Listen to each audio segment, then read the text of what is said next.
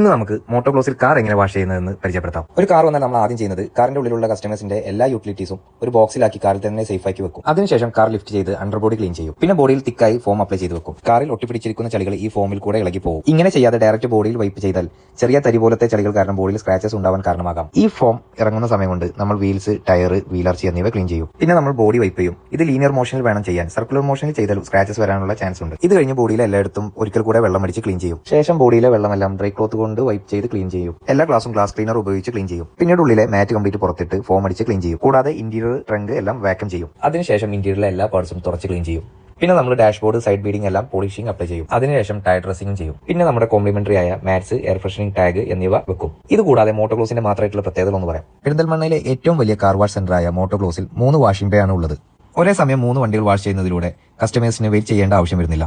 കൂടാതെ ഒരു കാറിന്റെ ഓരോ പാർട്സിനും നമ്മൾ വ്യത്യസ്തമായ ക്ലോത്ത് ആണ് ഉപയോഗിക്കുന്നത്. കാരണം എന്തെന്നാൽ വീലാർച്ച് വൈപ്പ് ചെയ്ത ക്ലോത്ത് കൊണ്ട് ബോഡി വൈപ്പ് ചെയ്താൽ തീർച്ചയായും സ്ക്രാച്ചസ് വരാം. സോ ഇതിനു വേണ്ടി നമ്മൾ വീലാർച്ചിന് body, glass, interior, final wiping എന്നിവയ്ക്കെല്ലാം സെപ്പറേറ്റ് ക്ലോത്ത്സ് ആണ് യൂസ് ചെയ്യുന്നത്. പിന്നെ വിശാലമായ കസ്റ്റമർ ലോഞ്ചും അവൈലബിൾ ആണ്. കൂടാതെ ഫ്രീ പിക്കപ്പ് ആൻഡ് ഡെലിവറിയും അവൈലബിൾ ആണ്.